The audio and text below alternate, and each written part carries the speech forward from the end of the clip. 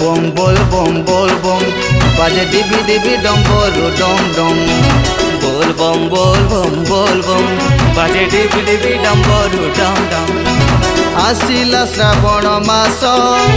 काउड़िया हेले बेस मनरे केते हरस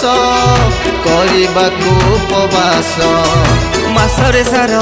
से सोमवार बाहे आसिला पुण्य सकाळ मासरे सार से सोमवार बाहे आसिला पुण्य सकाळ लगाई दिया रे मन बोल बम बाजे डिबी डिबी डम बोलू डम डम बोल बम बाजे डिबी डिबी डम बोलू डम डम।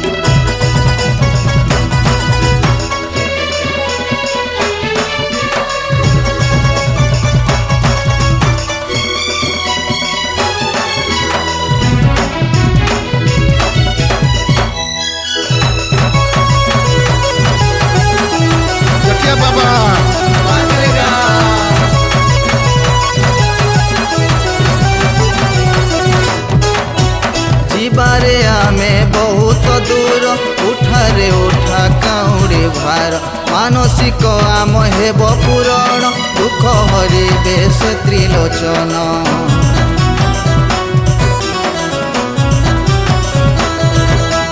सजा रे सजा काउड़ी सजा बाबा को सेठी करवा पूजा कयस दुदुरा फूल आदर और सहित बेल पतर कैलाशपति शिव शंकर दुख हरिबे त्रिशूलधर कैलाशपति शिव शंकर दुख हरिबे त्रिशूलधर मारी चल दम दम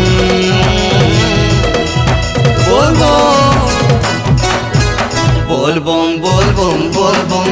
बाजे डिबी डिबी डम बोलू डम डम बोल बम बाजे डिबी डिबी डम बोलू डम डम बोल बम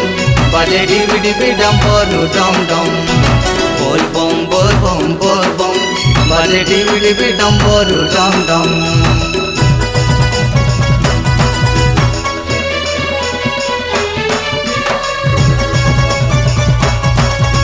पार्वती बार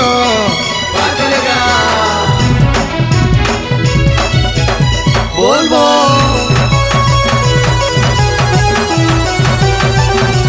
कमरुदर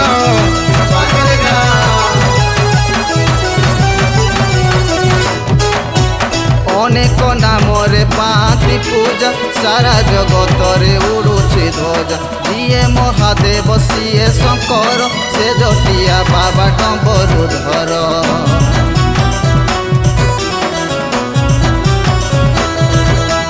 कैलाशपति पार्वती बर से तो बद्रीनाथ धवलेश्वर लिंगराज पुणी से गुप्तेश्वर आखंडण मणि से सिद्धेश्वर जेउ नाम रे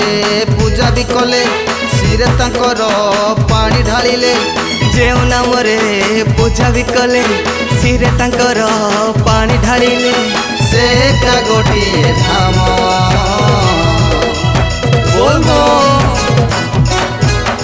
बोल बम बाजे डिबी डिबी डम बोलू डम डम बोल बम बाजे डिबी डिबी डम बोलू डम डम बोल बम बाजे डिबी डिबी डम बोलू डम डम बोल बम बाजे डिबी डिबी डम बोलू डम डम बाजे डिबी डिबी डम बोलू